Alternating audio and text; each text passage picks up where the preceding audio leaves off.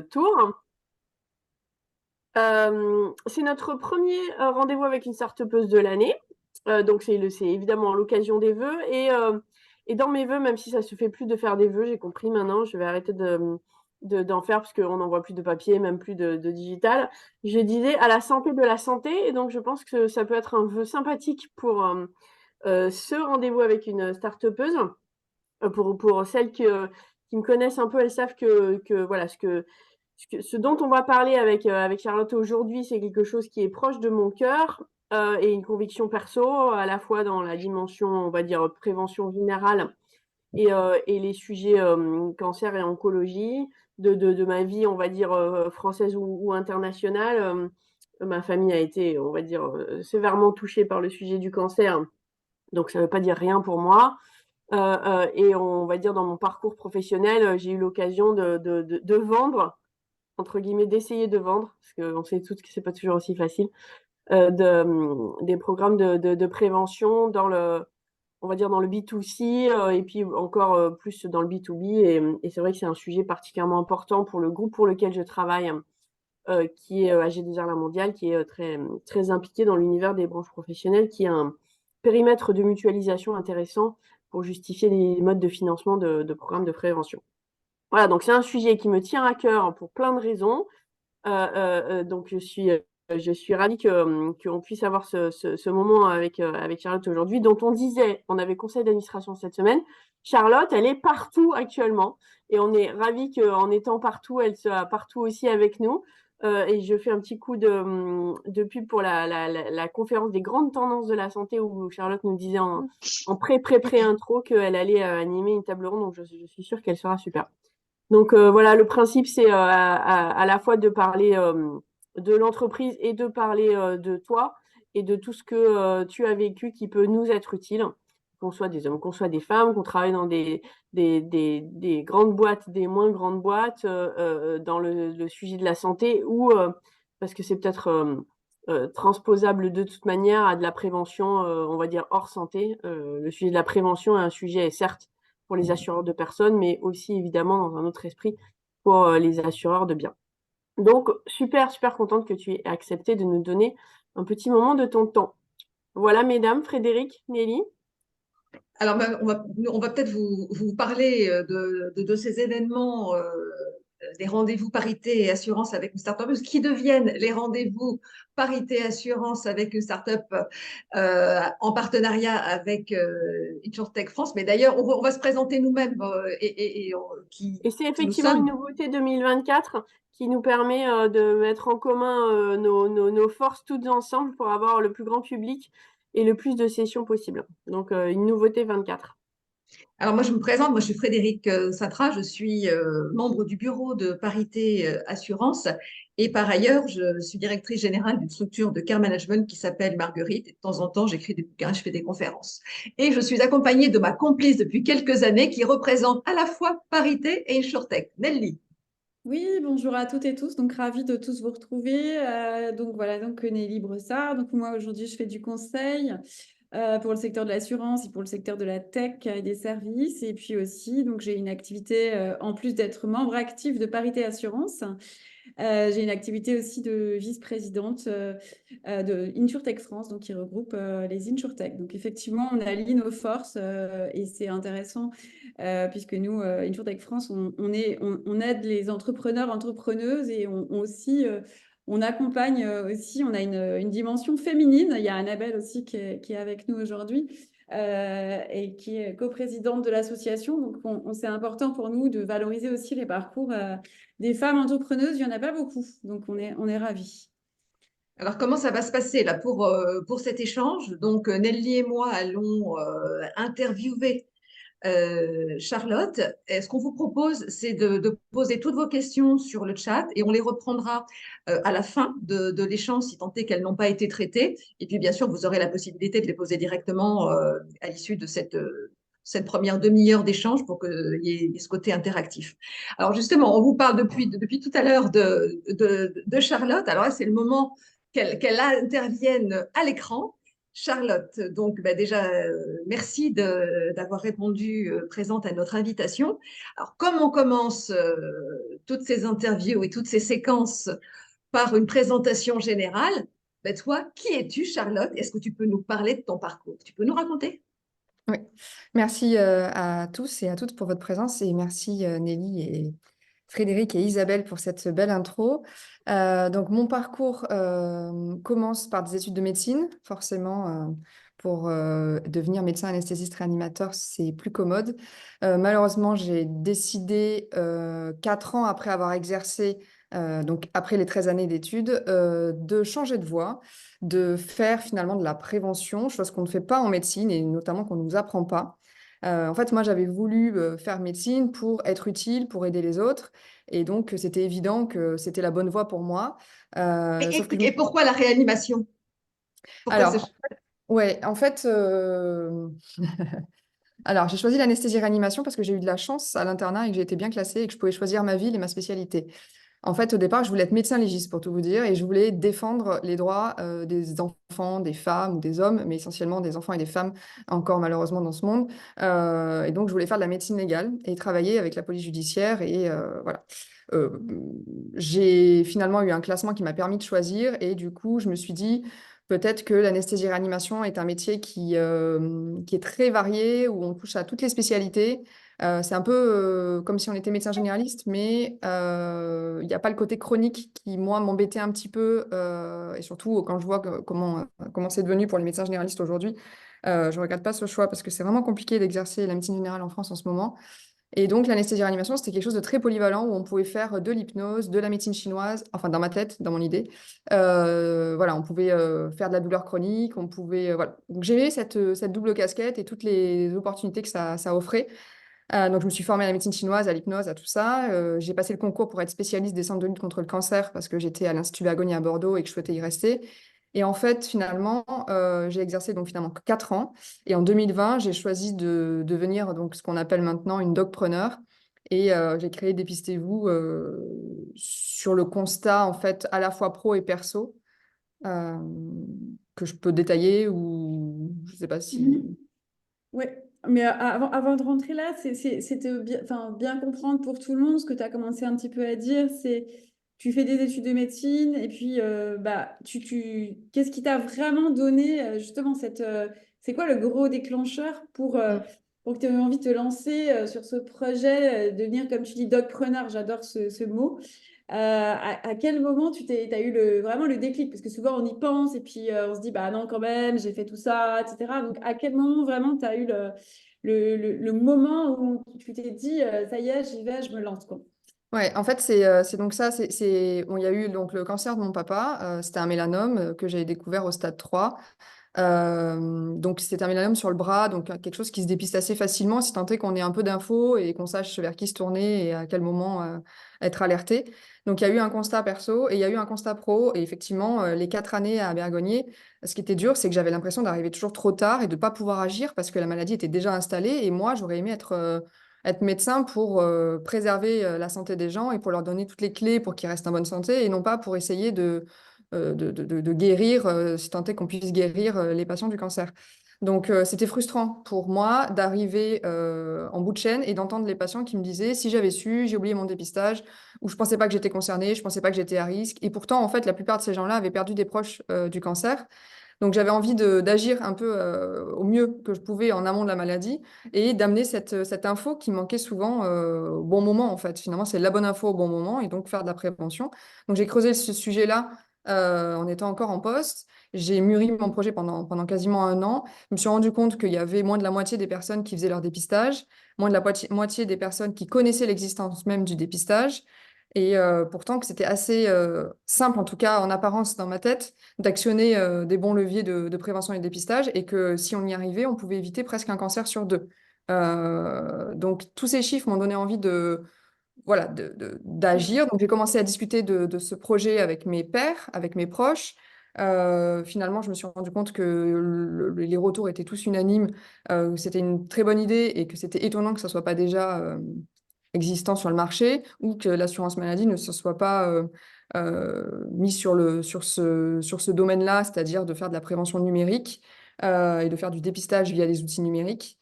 Et donc finalement, ce choix de devenir une dogpreneur, c'était vraiment essayer de transformer ma frustration d'arriver trop tard en une force, celle d'agir en amont de la maladie. Donc voilà, j'ai imaginé une solution qui permettrait de démocratiser le dépistage des cancers.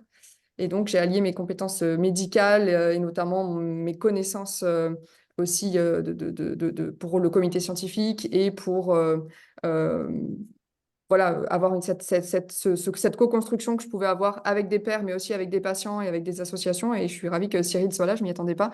Donc voilà, l'idée, c'était vraiment d'essayer de co-construire une solution pour les patients qui ne sont pas encore patients théoriquement, donc pour le citoyen, on va dire, et du coup d'avoir un maximum de partenaires, mais pas uniquement les soignants. Donc on a fait appel aussi à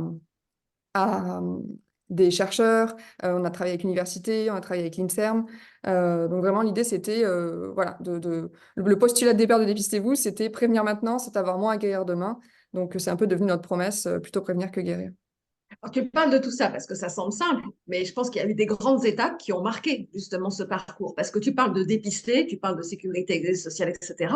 Et tu parles de marché. Parce que de là à se dire c'est un besoin, mais est-ce que c'est un marché? Parce que qui dit marché dit solvabilisation. Donc, quelles ont été les étapes justement pour cette construction de start-up, de ton idée? Est-ce qu'il y a eu des étapes marquantes en termes de financement, en termes de... On reviendra après sur le modèle éco, mais déjà Ouais. les étapes qui ont marqué la construction de la start-up. Ouais. Bah, effectivement, pour commencer, moi j'étais seule, j'ai essayé donc. En fait, la première étape, c'est que je pensais qu'il fallait absolument que je m'associe et que je trouve un autre profil complémentaire au mien et donc pour pouvoir me lancer.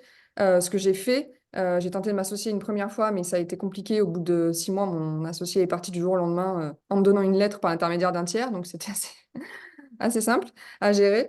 Donc là, ça a été compliqué pour moi. Je me suis dit, bon, ben, je vais pas pouvoir continuer toute seule. En plus, Tu avais bien préparé toutes les clauses de sortie. ouais, ouais.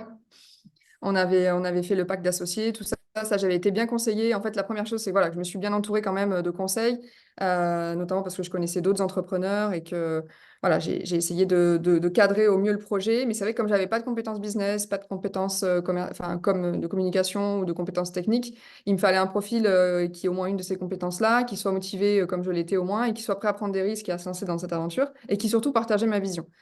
Donc, moi, ce que j'ai fait de mon côté, c'est que j'ai pris un congé sans solde parce que, en fait, pour pouvoir lancer un projet comme ça, il faut être à 100%, notamment parce que si on veut pouvoir être accompagné par des incubateurs, il faut qu'on puisse dégager 100% de notre temps. Donc, j'ai pris congé sans solde et puis finalement, on n'a pas la possibilité de prolonger ce congé très longtemps. Donc, j'ai fini par démissionner puisque je me sentais plus investie dans cette nouvelle mission et plus utile et moins frustrée aussi, sûrement. Donc voilà, j'ai commencé comme ça et ensuite, j'ai cherché un deuxième associé parce que, pareil, ben, je me disais, j'ai pas les moyens, en fait. Le problème, c'est que euh, le nerf de la guerre, c'est le financement. Donc, on en parlera peut-être plus en détail, mais c'est vrai que c'est difficile de recruter si on n'a pas d'argent. Donc, l'idée, c'est de se trouver un associé avec un profil complémentaire. Et donc, la deuxième fois a été un échec aussi au bout de 6 mois avec une personne qui a voulu faire une reconversion professionnelle pour devenir soignant, lui, donc à l'inverse de moi. Voilà, finalement, je me suis dit, bon, ok, 2 échecs, le troisième, on va pas l'attendre. Donc, je me suis lancée seule et j'ai levé des fonds, je suis allée chercher des subventions, etc. Et j'ai pu recruter et j'ai pu commencer à rassembler une équipe. Et entre-temps, j'ai essayé de monter un projet de recherche avec donc les chercheurs dont je parlais tout à l'heure de l'INSERM et l'Université de Bordeaux et avec une entité qui dépend du Centre de lutte contre le cancer de Bordeaux, qui s'appelait le CIRIC Brio, plus du coup des patients et des assos de patients. Donc là, j'ai rassemblé le comité scientifique et je suis allée voir toutes les institutions publiques pour vérifier la pertinence de mon projet et essayer de trouver des moyens de financement. Ok. Donc, à travers tes propos, on voit bien que c'est pas, voilà, que c'est pas un chemin forcément très simple et qu'il faut, il faut continuer, il faut avancer et à chaque fois décider parfois de changer un petit peu de cap. C'est hyper clair. Merci beaucoup. Tu as commencé à en parler, mais un point qui est important pour tous ceux et celles qui nous écoutent, c'est de bien comprendre la proposition de valeur de Dépistez-vous. Tu as commencé à donner une phrase, une mission, mais est-ce que tu peux nous la pitcher, nous la décrire en quelques minutes et notamment t'arrêter aussi sur les 2 offres phares aujourd'hui de Dépistez-vous. C'est important pour que tout le monde comprenne bien. Donc en fait, comme je le disais en intro, notre promesse, c'est voilà, parce qu'on préfère prévenir plutôt que guérir, on a choisi d'agir en créant Dépistez-vous, donc une start-up qui est dédiée à la prévention et au dépistage des cancers. Donc l'objectif, c'est d'accompagner, comme je disais, des citoyens et des citoyennes de manière personnalisée et pédagogique vers des parcours dédiés pour un dépistage précoce des cancers. Donc on est vraiment focus sur prévention, dépistage, cancer. Et donc comme tu le dis, Nelly, on a choisi de développer 2 solutions. En fait, on est parti sur une première solution et puis la deuxième est venue à nous. Donc je vais expliquer un petit peu en détail. L'objectif, c'était de faciliter l'accès à l'information et de favoriser l'action autour du dépistage. Donc la première idée qui a pris 2 ans, c'était de créer cette plateforme web sécurisée indépendante qui est Dépistez-vous, qui permet de donner accès à des questionnaires médicaux qui reprennent les recommandations de la Haute Autorité de Santé. Elle donne accès aussi à des actualités et des recommandations sur la prévention et le dépistage. Et globalement, l'utilisateur bénéficie de conseils de prévention personnalisés, de parcours dédiés avec des rappels de rendez-vous de dépistage en temps et en heure pour ne pas oublier de terminer son parcours s'il est pas terminé ou de faire son prochain dépistage voilà, tous les 2, 3 ou 5 ans en fonction de ce qui est recommandé. On met aussi un lien avec des annuaires de professionnels de santé, des plateformes de rendez-vous et des plateformes de téléconsultation. Et on a aussi accès à des ressources pédagogiques qu'on récupère soit des assos ou de sites étatiques, soit qu'on co-construit, soit qu'on crée. Et donc, en fait, cette première solution, en fait, elle a été bêta-testée en 2022 auprès d'un panel de bêta-testeurs, notamment des personnes âgées, parce qu'on voulait aussi, et c'était l'idée de ne pas faire une application, mais de faire un site web, c'était que ça soit accessible au plus grand nombre de 18 à 80. Donc, on l'avait bêta-testé sur des personnes âgées pour être sûr que c'était facile à utiliser. Et ensuite, on a déployé commercialement Dépistez-vous au 2e semestre de l'année dernière. Et en fait, en déployant, on a vu que sur notre site, on avait énormément de demandes pour des ateliers de prévention. Donc, on avait déjà commencé à imaginer ça sur 2023, mais on ne pensait pas qu'il y avait un vrai besoin. Et en fait, on a eu énormément de demandes via le site de la part de collectivités ou d'entreprises. Et donc, on a développé cette seconde offre qui sont nos ateliers prévention at work. D'accord, donc c'est Et la genèse de cette nouvelle offre, c'est les utilisateurs qui ont bêta-testé et qui ont demandé ces éléments-là et en qui fait, après c'est vous oui. avez créé cette offre. Ouais, c'est nos premiers users, nos premiers clients aussi, qui nous ont demandé ça. Et puis après, c'est finalement du tout venant via nos réseaux ou via notre D'accord. site. Et du coup, l'objectif, c'était vraiment de cibler les entreprises et les collectivités, de faire monter en compétence les collaborateurs sur ces sujets-là, avec une expérience qui soit la plus éducative, ludique, interactive possible.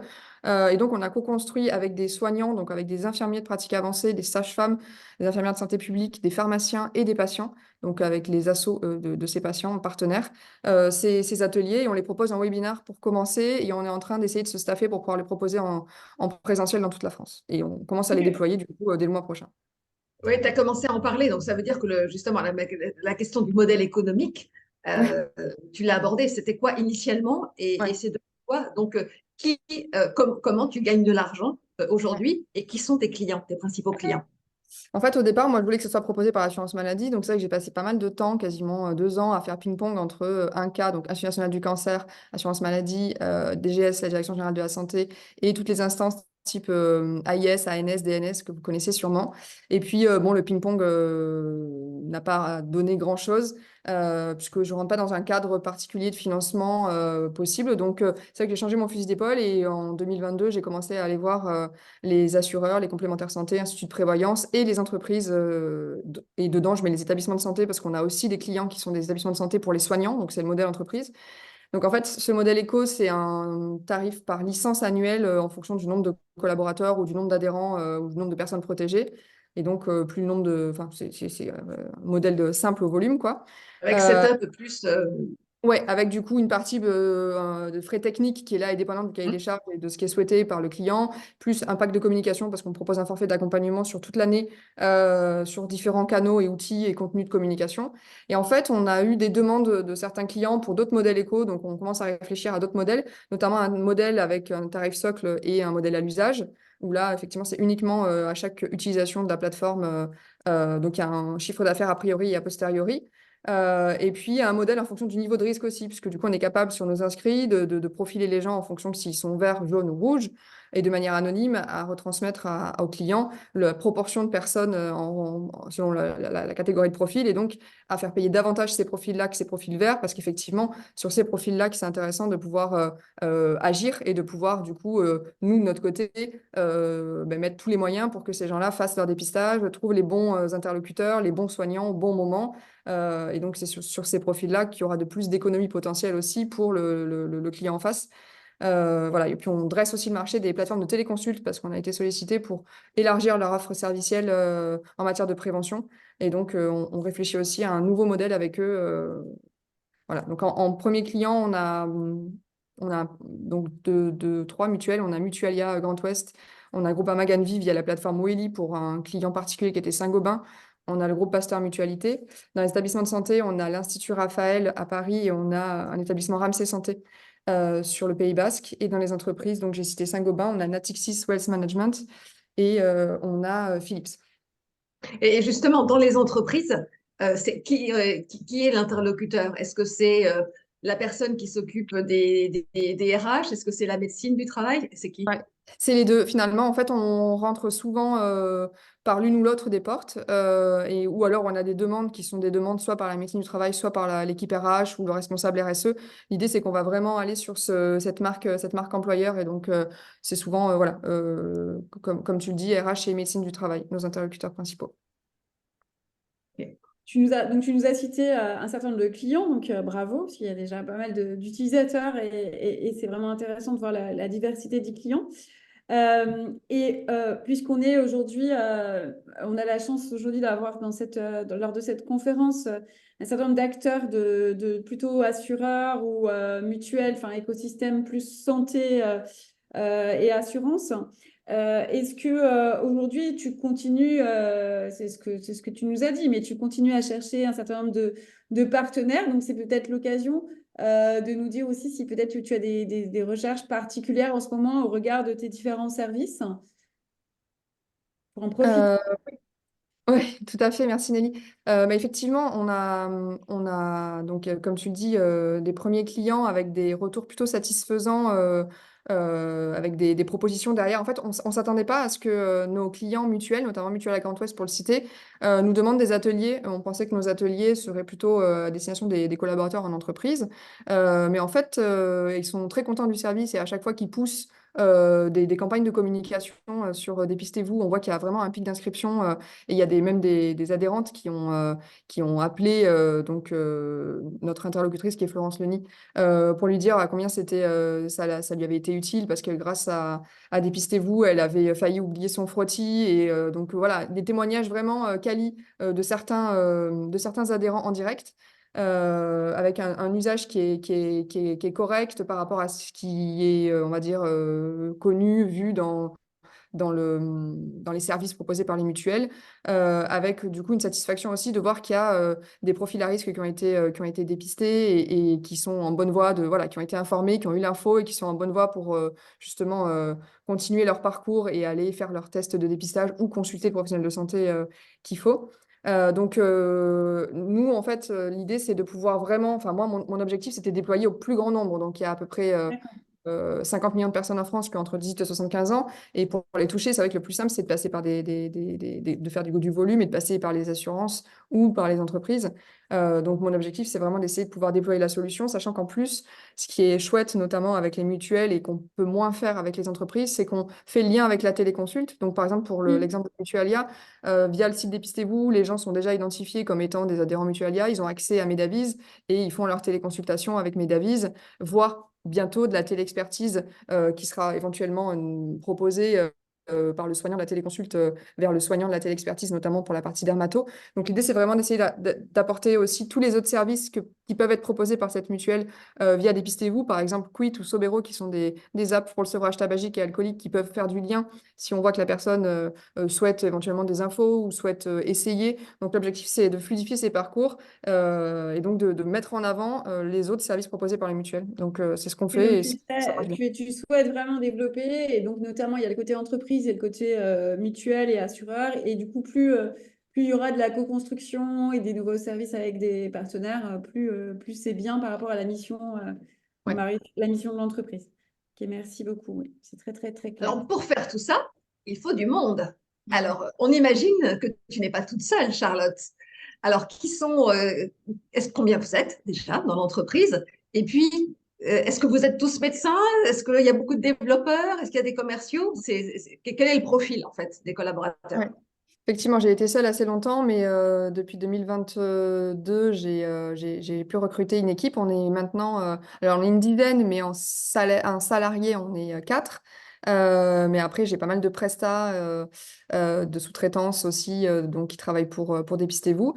Donc effectivement, donc on a un développeur, un CTO, on a une ingénieure qui est chef de projet recherche et développement, on a une responsable des partenariats et du développement commercial de la boîte. Donc ça, ce sont les salariés. Et ensuite, on a des partenaires donc, externes qui sont experts dans leur domaine, avec une agence de communication, une community manager, une rédactrice de contenu scientifique, une avocate qui est aussi notre DPO, puisqu'on est référencé dans mon espace santé. Donc du coup, on a aussi cette contrainte de RGPD qui est assez importante et qui en même temps est une volonté aussi. On faisait tout pour rassurer sur les données de santé et pour être transparent sur ces données-là. On a une DRH externalisée, on a un responsable, enfin on a un RAF externalisé également, et ensuite on a tout notre comité scientifique qui comprend donc médecins, chirurgiens de chaque spécialité oncologique, plus des patients partenaires dont Cyril fait partie, des sages-femmes, des pharmaciens et des chercheurs, comme je le disais. Voilà. Donc, tout un écosystème en plus de l'équipe Ouais. des salariés et des prestats. Ouais. Et donc, on a parlé équipe. Donc, on a dit pour fonctionner, bah, il faut des hommes, des femmes. Et puis, bah, il faut aussi se financer. C'est ce que tu avais dit au début. Ouais. Donc, là aussi, c'est toujours un écueil ou une difficulté potentiellement au début quand on démarre, quand on n'a pas trop de business. Et justement, donc, tu nous as dit que tu avais arrêté ton activité, que tu, voilà. Et donc, comment tu as démarré pour financer cette activité? Donc, au départ, c'était avec tes fonds propres. Et puis après, comment tu as fait en termes de prêts, en termes de levée de fonds? Tu as commencé un petit peu à en parler, mais raconte-nous un peu Ouais. aussi ce parcours qui n'est pas non plus un long fleuve tranquille, hein. Non, surtout quand on n'y connaît rien. Donc effectivement, j'ai commencé avec toutes mes économies. Moi, du coup, j'avais pas le droit au chômage normal, donc j'ai fait des remplacements en tant qu'anesthésiste au bloc sur du temps que j'avais en dehors de la semaine. J'ai été chercher d'abord des financements non dilutifs, donc c'est des subventions. Donc j'ai réussi à avoir au total 100 000 euros de subventions. J'ai fait un prêt d'honneur sur ma tête. J'ai fait deux prêts à la banque, un à la BPI et un à la banque traditionnelle. Donc au total, on a eu 230 000 euros en non dilutif. Et ensuite, on a levé donc en 2022 auprès de, donc ça s'appelle de la Love Money, donc c'est de l'entourage, donc 100 000 euros. Et enfin, on a réussi à faire du chiffre d'affaires sur le dernier semestre, puisqu'on a fait à peu près 80 000 euros de chiffre d'affaires sur le deuxième semestre 2023. Donc moi, j'ai continué pendant 3 ans de faire des remplacements et j'ai commencé à me payer le premier mois de la quatrième année de, de Dépistez-vous. Du coup, bah, je pense que ça répond peut-être à ta question, Nelly. Oui, oui, c'est parfait. Et justement, alors quand on lève des fonds, on fait quoi en priorité? Parce que là, il y a quand même, tu avais de gros enjeux. Donc, les premiers fonds ont été alloués à quelle priorité? Ouais, alors en fait, au début, effectivement, quand on est sur des subventions, c'est fléché de toute façon et pareil pour certains prêts. Donc, l'idée, c'était de recruter des profils clés pour justement internaliser la partie tech qui était sous-traitée pendant 2 ans. Et ensuite, c'était d'intégrer un profil commercial parce que moi, je suis au départ quand même, je suis médecin et je suis la meilleure pour effectivement parler de ce sujet et essayer de vendre. En tout cas, c'est ce qu'on m'a rabâché quand j'ai passé 3 ans à me dire, mais je ne vais pas y arriver. Mais au final, un profil commercial à temps plein dans le projet, donc ça fait juste un mois. Et en fait, ça fait beaucoup de bien parce que voilà, dans la réflexion, dans la stratégie, dans l'organisation, certes, moi, je suis la mieux placée, mais j'ai pas forcément la même gymnastique intellectuelle qu'elle. Donc voilà, l'idée de ces différents financements, c'était les profils clés et puis après, bien sûr, de la trésor, du besoin en fonds de roulement également. Ok. Tout ce qui est, tu nous le dis, hein, tout ce qui est entrepreneuriat, tout ce qui est start-up, ça peut faire rêver, mais en fait, quand on commence à regarder derrière, c'est des années de travail, de chemin qui doivent changer au fil du temps entre les associés, entre les fonds, entre les recrutements. Donc, ça faut avoir un caractère et du courage et une vision, c'est ce qu'on voit à t'entendre. Il faut rien lâcher. Mais ça peut faire peur aussi. Et et ceux qui nous écoutent, parfois, ils ont aussi envie. Ils ont des projets. Il y en a certains qui mènent des projets aujourd'hui. Il y en a certains qui se posent les questions d'y aller. Est-ce que tu aurais des conseils précieux à donner à ceux qui se posent des questions avant de se lancer? Parce que Mm. toi, tu t'es posé beaucoup de questions et je pense que tu as quand même maintenant certaines réponses. Ouais, je dirais que la première chose, c'est de s'entourer avant tout, parce que on se sent très seul, même quand on est bien entouré. On parle de la solitude du dirigeant dans beaucoup de médias, mais c'est une vérité. Donc s'entourer, je pense qu'il faut vraiment oser, surtout quand on est une femme. Je vais raconter quelques anecdotes peut-être, mais être audacieuse, ne pas attendre de mériter quelque chose pour l'obtenir. Voilà, on est toutes capables de développer des compétences et on n'avait pas besoin de se former pour se lancer. Moi, j'étais persuadée qu'il fallait que je fasse HEC, un master, un machin, un MBA pour pouvoir y arriver et que j'allais pas y arriver avec mes compétences de médecin. Et, je pense qu'il faut aussi pas mal de discipline. Donc ça, quand on fait des études de médecine, on en a quand même à la base, mais ça est nécessaire d'avoir une bonne discipline et d'avoir une bonne routine et du coup un bon équilibre pro-perso, d'être bien organisé. Et je pense qu'il faut aussi accepter de se tromper, qu'en fait finalement c'est en échouant qu'on apprend. Il y a le fameuse phrase je ne perds jamais, soit je gagne, soit j'apprends, que j'aime beaucoup. Donc je pense que voilà, l'idée c'est de se dire on va se prendre des murs et on va s'en prendre plein et en fait il va falloir juste savoir comment remonter la pente. Ça c'est dur quand on est seul, d'où l'idée de s'entourer. Moi par exemple j'ai eu beaucoup de remarques d'hommes quand je cherchais des fonds qui étaient trouve-toi un associé et reviens nous voir. Et ça j'en ai eu un paquet. Donc Le sexisme ordinaire de la levée de fonds, quoi. Mm. voilà, donc finalement, il faut rentrer dans des cases et si tu rentres pas dans ces cases-là, mais tu peux pas avancer. Et ça a été compliqué pour moi parce que du coup, ça a reculé toutes mes demandes de financement parce que j'étais solo founder et que j'étais une femme et qu'en plus, j'avais des trompes et un utérus, donc potentiellement, je pouvais aussi faire des enfants. Donc compliqué effectivement d'avoir certaines réactions et de pas penser que c'est parce que je suis une femme que je les ai et que s'il y avait le même individu du sexe opposé en face d'eux, ça n'aurait pas donné la même chose. Voilà. Et d'ailleurs, on a pas mal de stats là-dessus, hein, malheureusement. Mais d'ailleurs, tu t'es lancé, pas dans n'importe quelle entreprise, dans une entreprise de la tech. Donc, InsurTech, HealthTech. Et donc, est-ce que, bon, il y a peut-être des obstacles, mais il y a peut-être aussi des freins des femmes elles-mêmes pour se lancer. Toi, comment t'expliques qu'il y en a assez peu finalement dans ces secteurs-là? Et puis, je crois savoir que tu as des engagements assez importants justement pour que les choses changent. Ouais, effectivement. Alors, il y a des chiffres qui étaient sortis par le, le- le groupe Sista, qui accompagne justement des femmes entrepreneurs. Donc, il y avait que les femmes étaient sous-représentées dans les startups, hein, ça c'est clair. Il y a 10% des startups qui sont créées par des femmes. Ça représente que 7% des levées de fonds, du total des levées de fonds réalisées. Et les femmes dans les startups, c'est uniquement 2% du montant total levé par les startups. Donc il y a des chiffres qui sont vraiment tristes. On sait aussi que malheureusement, quand on a des équipes mixtes avec hommes-femmes à la tête, il y a moins d'inégalités puisqu'ils arrivent à lever en général 3 fois plus d'argent que les équipes qui sont féminines pures. Et on sait aussi que 85% des décideurs des fonds d'investissement sont des hommes.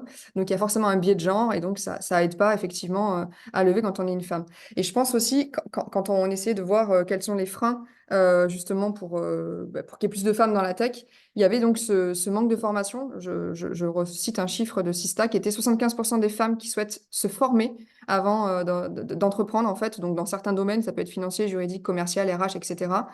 L'importance du réseau aussi et d'avoir un bon réseau professionnel, et ça prend du temps, et des fois, les femmes prennent pas ce temps-là. Bon, s'entourer, ça, je l'avais dit, je pense que c'est vraiment important. Il faut pas avoir peur de demander de l'aide. Moi, j'avais peur au début, je voulais tout faire toute seule et j'avais peur de demander de l'aide parce que ça pouvait potentiellement dire que j'étais pas capable, etc. Donc, je pense qu'il y a aussi le problème, comme je le disais, du sexisme et du syndrome de l'imposteur et du manque de confiance en soi, qui est peut-être plus propre aux femmes qu'aux hommes. En tout cas, ce qui avait été, enfin, comment dire, relevé par les femmes qui avaient été interviewées lors de ce sondage. Donc, je pense qu'effectivement, C'est en train de changer parce qu'il y a justement, heureusement, des incubateurs, des accélérateurs, des groupes de business angels, des groupes d'investisseurs qui sont par des femmes pour des femmes. Mais là, justement, on en parlait tout à l'heure avec Nelly, avec Frédéric, par rapport à I3 Impulsion. C'est un jury entièrement d'hommes avec des projets à 90% portés par des hommes. Donc, effectivement, on se dit quand on est une femme, soit il faut qu'ils remplissent un quota, et on a un peu de chance, mais c'est moche d'avoir cette chance-là, je préférerais la mériter. Soit, effectivement, ils choisissent avec un vrai biais de genre et donc des projets portés par des hommes. Et d'ailleurs, je crois que on peut rappeler que tu as été identifiée dans les 40 femmes françaises inspirantes par Forbes et que tu as aussi une des façons d'agir, c'est d'être rôle modèle, ce que tu es. Et d'ailleurs, toutes tes prises de parole peuvent inciter des femmes jeunes ou moins jeunes de se lancer. Mm. Merci, j'espère. Non, mais c'est assez illustratif. Et puis, c'est aussi l'objectif de ce qu'on fait chez Parité ou chez Edutech France ou dans d'autres. C'est aussi effectivement donner la parole, faire exister, faire briller au sens positif du terme, c'est-à-dire remettre aussi sur la scène des personnes qui peut-être sont pas forcément assez mises en avant pour leurs actions. Enfin, je pense qu'on a tous un rôle. Donc, c'est très clair sur tes engagements et ta vision. Quelque chose aussi qui nous intéresse tous, c'est de se dire, tu as fait, comme tu l'as dit, tu as fait aussi des erreurs comme tout le monde ou des choses que tu aurais peut-être pu faire un petit peu autrement avec l'expérience. Est-ce que tu as, si tu devais recommencer tout le chemin qui a été parcouru là sur Dépistez-vous, est-ce qu'il y a certaines erreurs que aujourd'hui tu pourrais conseiller à d'autres de ne pas forcément refaire avec le recul que tu as à présent? Oui, je pense que j'ai un bel apprentissage expérientiel sur les erreurs.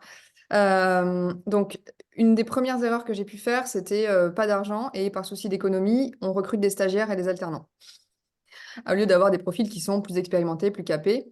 Et en fait, ces recrutements, ça a été catastrophique et ça m'a coûté bien plus en temps, en énergie et en investissement que si j'avais pris un profil expérimenté d'emblée. Mais voilà, j'ai pas forcément bien réfléchi ou j'ai peut-être pas été bien conseillé et on pense que de la petite main-d'œuvre, ça va le faire.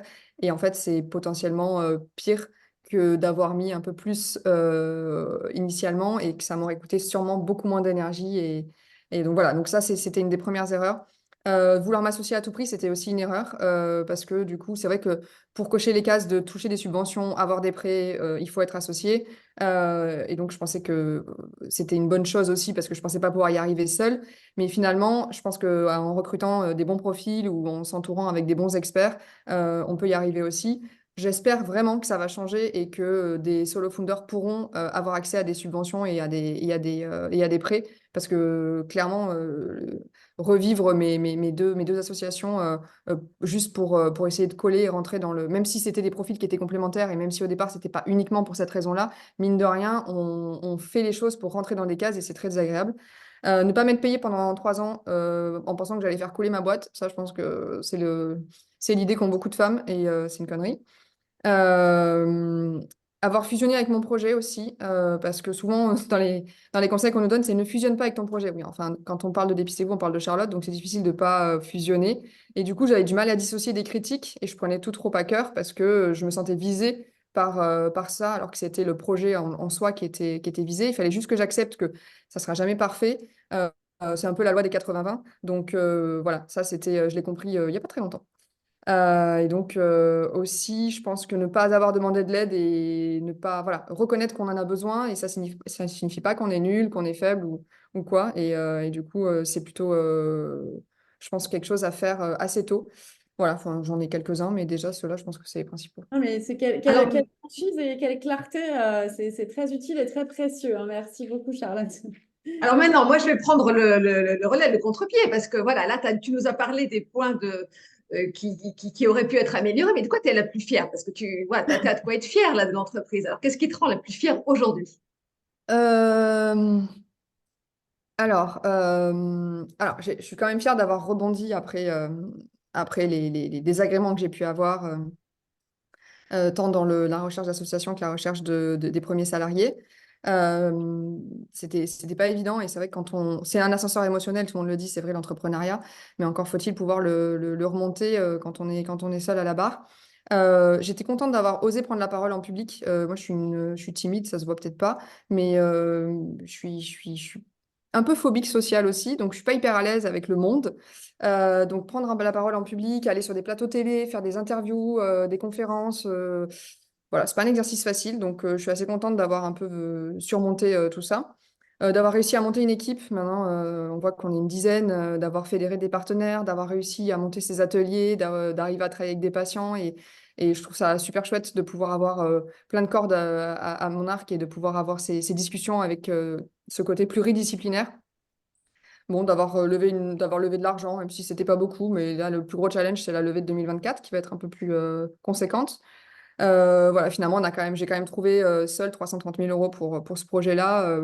Donc, je suis assez contente d'avoir réussi et de ne pas être complètement en burn-out à aujourd'hui où je vous parle.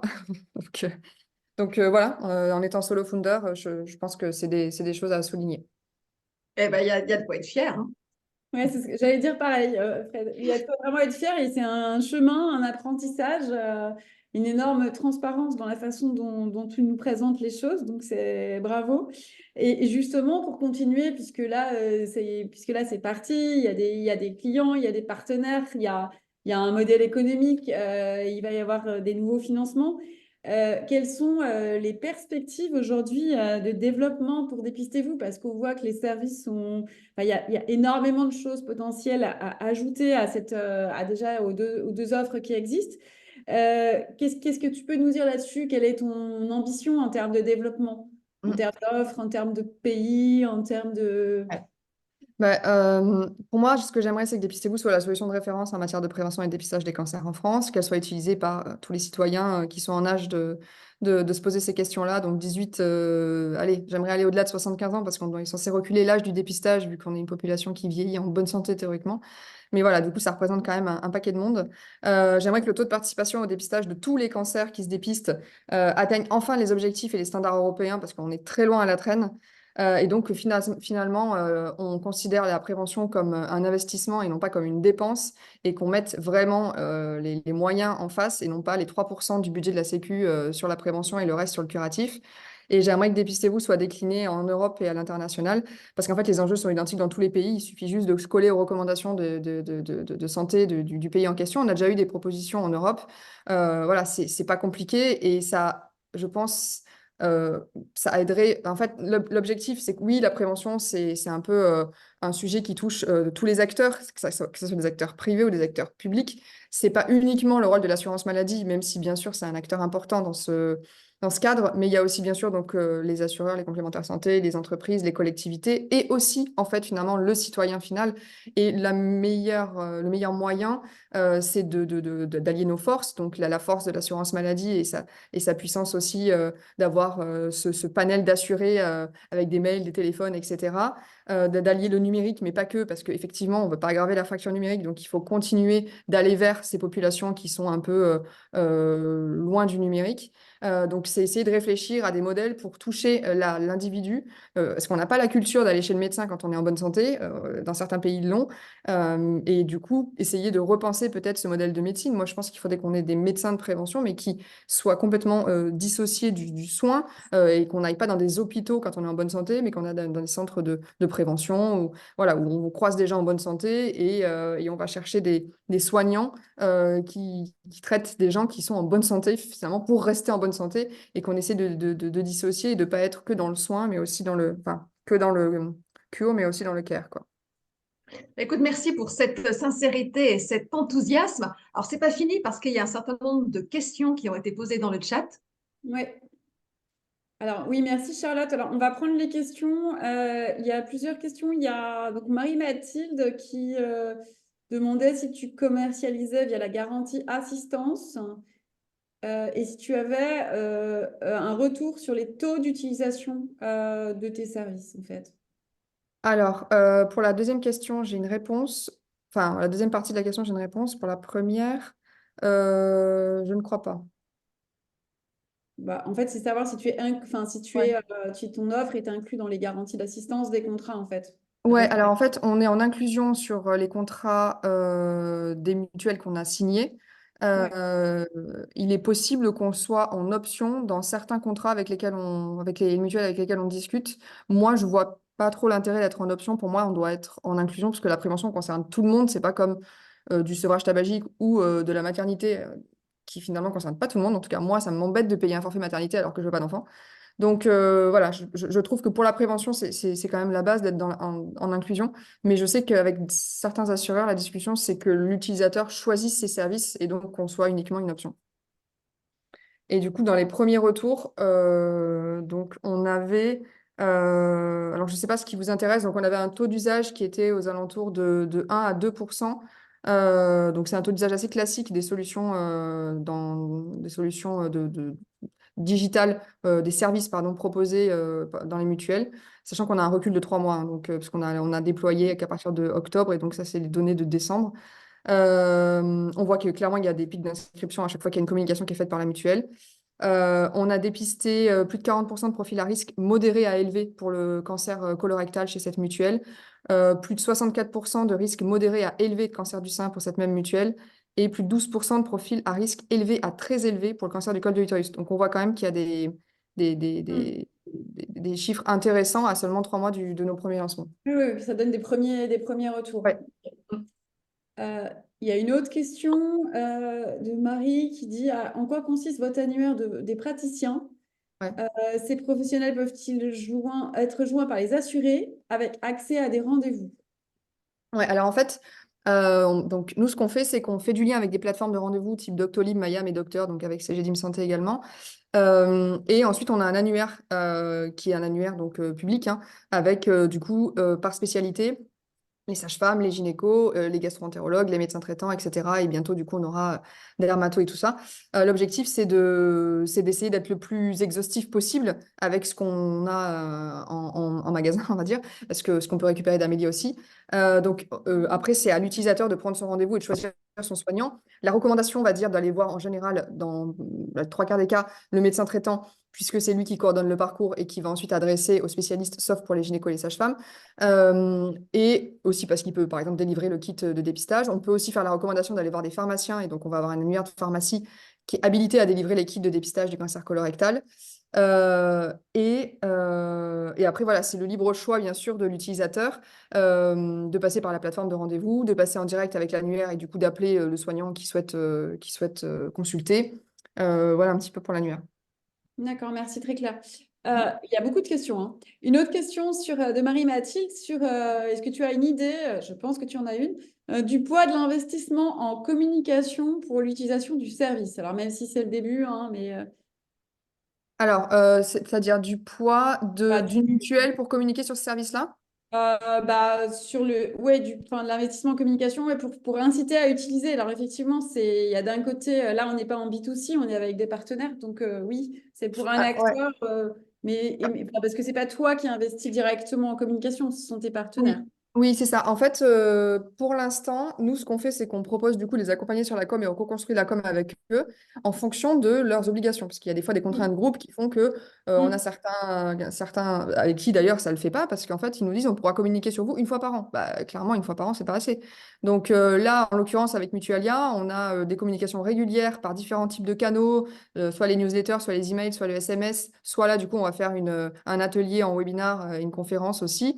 Donc, l'idée, c'est de faire un peu de physique, un peu de distanciel et de pouvoir en faire profiter les adhérents. Il y a ce que nous, on leur propose en accompagnement. Et donc, ça, c'est le budget en fonction de ce qu'ils choisissent et de leurs moyens et des canaux qu'ils veulent utiliser. Est-ce qu'ils veulent envoyer des flyers? Est-ce qu'ils veulent juste faire des emails et des SMS, etc., etc. Nous, après, on s'adapte. Et il y a ce que eux ensuite vont faire. Et donc, en termes de coûts, ça, je ne sais pas ce que ça représente de leur côté. Merci beaucoup, c'est très clair. Une autre question de Cécile qui demande si tu as essayé de te développer en B2C, donc directement vers le consommateur. Enfin, tu en as un petit peu parlé à la fin. Mm. Ou est-ce que tu l'envisages, donc de te Ouais. développer Oui, on a une formule B2C exacte via le site. En fait, l'idée, c'était de ne pas fermer la porte à des gens qui voudraient souscrire un abonnement et qui n'ont pas l'entreprise pour leur offrir ou la mutuelle pour leur offrir. Donc, on a une formule en ligne où on peut s'inscrire directement sur la plateforme et s'abonner. C'est à peu près 1 € par mois l'abonnement et on peut, voilà. Donc, c'est tout à fait possible en B2C. On fait pas, c'est pas notre modèle économique prioritaire parce qu'on sait que les gens, sont pas trop enclins à payer pour leur santé en France, encore moins pour quelque chose qui, normalement, est l'apanage peut-être du public ou du privé.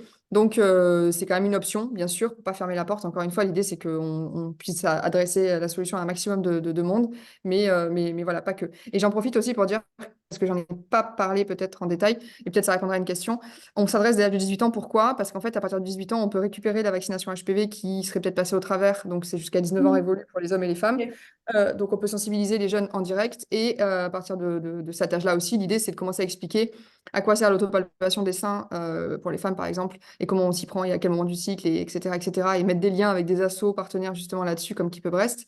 Et pareil avec les hommes et les cancers masculins, expliquer pourquoi et comment il faut faire l'autopalpation des testicules, qu'est-ce qu'on cherche, etc., etc. Et faire du lien avec des assos également. L'objectif, c'est de référencer, on a référencé, on l'a pas encore mis à jour sur le site, toutes les assos en France qui font prévention ou dépistage, ou les deux.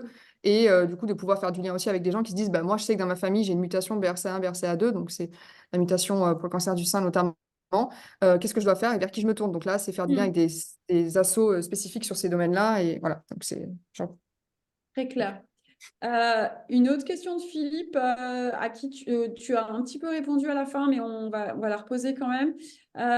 Donc, ta vision sur l'étape 2, avec une sorte de méga application qui pourrait couvrir en fait un ensemble plus large de services de prévention. Donc, c'est ce que tu disais à la fin en termes de développement, si j'ai bien Ouais. tout compris et tout écouté.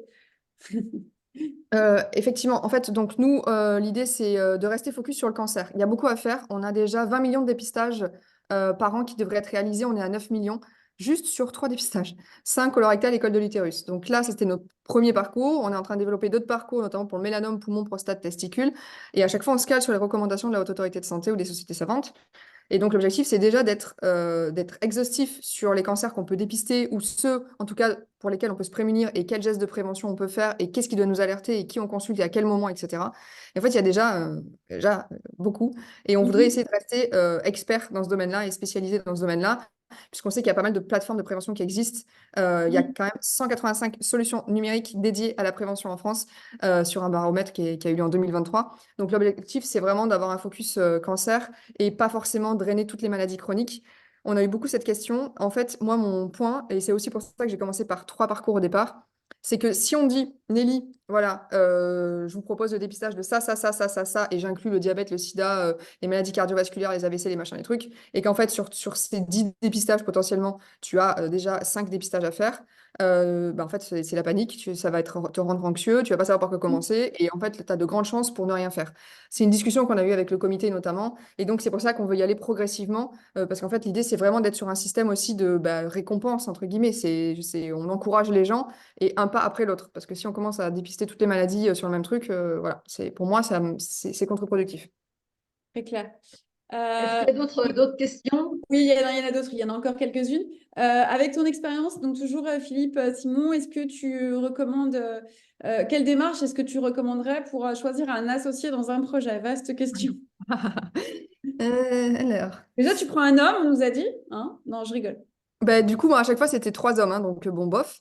Je Non, sais pas, c'était une blague, hein. C'était ils la, sont moins la- la- la endurants. blague du fonds d'investissement, enfin, des gens qui te disaient, revenez Mais oui, avec. effectivement, les équipes mixtes, ça marche mieux. Donc, un homme quand tu es une femme. Je t'avoue que je me suis posé la question et que j'ai pas encore la réponse. Et que je pense que, en fait, ce que j'ai prévu, du coup, là, c'est que je me suis dit, ben, OK, je vais peut-être, en fait, recruter des salariés. Et si ça se passe bien et que certains de ces salariés ont envie d'eux, on avisera à ce moment-là. Après, il y a aussi un moyen d'intéresser les salariés qui sont les BSPCE, qui est quelque chose de très intéressant, qui se pose en face aussi, parce que plus le projet avance et plus, du coup, trouver un associé quand le projet est déjà un peu mature et déjà sur les rails, en fait, finalement, on a déjà les fonds, on peut recruter, et on peut avoir des super profils. Donc, a posteriori, si je devais refaire le match, je dirais que je referais un peu pareil dans le sens où j'ai testé sur une période donnée, mais peut-être pas assez longtemps. Et peut-être que finalement, j'ai pas fait ce travail d'aller chercher est-ce qu'on est vraiment compatible. Mais en fait, c'était des gens qui savaient pas ce qu'ils voulaient. Donc finalement, je sais même pas si la compatibilité, c'était un problème. C'est des gens qui voulaient finalement pas se lancer en entrepreneuriat parce que trop risqué, parce que trop de pression, parce que trop de stress et parce que trop d'investissement. Donc ça, malheureusement, je peux pas faire ce travail-là à leur place. Donc j'ai pas une vraie réponse à cette question. Mhm. Ok, très bien, très clair. Encore quelques petites questions. Donc, de Constance, au début, avant même d'avoir un associé, vous avez démarché les institutions à la recherche de subventions pour développer la solution, et savoir si tu y allais avec un pitch ou avec un MVP, donc un minimum viable product. Comment tu y allais? Enfin, qu'est-ce que tu as montré? Tu as montré des slides, tu as montré un produit. Comment tu Ouais, as fait? effectivement, c'est une bonne question. Alors, au départ, en fait, on peut très bien y aller, tâter le terrain et commencer à pitcher le projet, mais c'est potentiellement une perte de temps pour eux, pour toi aussi, mais toi, tu as besoin d'en parler quand même. Donc, je pense que ceinture bretelle, c'est mieux, et plus tu es armé, et plus tu as de la matière, et mieux c'est. Et ça sera jamais assez, mais ça sera déjà mieux, parce qu'à chaque fois, quand tu viens avec un MVP, on te dit, et les premiers chiffres? Bah, attendez, j'ai pas encore déployé le machin, donc c'était pas forcément évident. Mais voilà, je pense que si tu dois aller voir les institutions et n'importe quel client potentiel ou prospect potentiel, c'est d'avoir un bon pitch ficelé. Et ça, clairement, il va falloir en faire une centaine avant qu'il soit bien ficelé. Et il faut se lancer, c'est dur, mais il faut le faire. Voilà, et c'est encore une fois en ratant qu'on apprend. Et il faut y aller avec un deck, ouais, des slides au minimum. L'avantage avec le numérique, c'est qu'on peut déjà modéliser un peu à quoi va ressembler l'outil et c'est quoi l'idée. Donc voilà, plus il y a de la matière, mieux c'est. Très clair. Autre question de Sandrine. Est-ce que tu as contacté l'incubateur Make Sense? Et pourquoi pas aussi entreprise solidaire d'utilité sociale? Pourquoi pas aussi utiliser ça dans les centres de prévention Agir Arco, pardon. Ouais. Alors, Make Sense, non. J'ai un petit écho, c'est bizarre quand je parle. Ouais, il y a Euh, du... Make Sense, je les ai pas contactés. La deuxième question, la deuxième. Et entreprise Non solidaire plus. d'utilité sociale. Ouais. Je note parce que je connais pas. Bah, du coup, oui, non, c'est une question de Sandrine, donc il y aura peut-être des sujets à voir à côté. Et puis aussi, l'utiliser dans les centres de prévention Agir Carco, qui peut aussi être une piste. Ouais, c'est une bonne idée aussi. Ok, donc des pistes. La question d'après, on y a déjà répondu. Euh, une autre question donc, de Marianne. Pourquoi avez-vous renoncé à une vente du service en B2C accessible à tous contre un coût à l'usage? Donc ça, c'est un petit peu, on a parlé du B2C, mais on n'a pas forcément parlé du freemium ou du premium, enfin du modèle économique potentiel là-dessus. Ouais, en fait, c'est ça, on a un modèle à l'usage en B2C avec une partie freemium et quand on veut aller plus loin, les questionnaires, les rappels, les machins et avoir toutes les fonctionnalités de la plateforme, ça devient payant. Donc, c'est un peu. On n'a pas été plus loin parce que, encore une fois, je suis convaincue, on avait fait l'étude de marché hein, quand on s'est lancé et les gens sont pas prêts à payer pour leur santé. Et s'ils sont prêts à payer, c'est dérisoire, c'est même pas c'est moins de 5 euros. Donc, au final, on n'est pas allé là-dedans parce que déjà, il fallait investir beaucoup en communication aussi pour essayer de toucher le plus grand nombre. Donc ça nécessite un gros budget pour investir les réseaux, etc. Et on sait que peu de gens seront enclins à payer pour ce genre de service, alors même qu'ils pourront payer peut-être pour des services type bambou, etc. Mais ils considèrent que leur santé, en tout cas santé au sens prévention, dépistage, c'est quelque chose qui doit être payé par l'assurance maladie. Et je pense que c'est une, c'est malheureusement comment dire, une culture qu'on a et qui doit peut-être changer, mais en tout cas qui a eu bien ancré pour l'instant. Ok, merci beaucoup. Et puis, du coup, après, il y a beaucoup de retours en disant merci, etc. Et il y a juste aussi une question de Marianne sur l'appli. Elle est disponible sur quelle Alors, plateforme?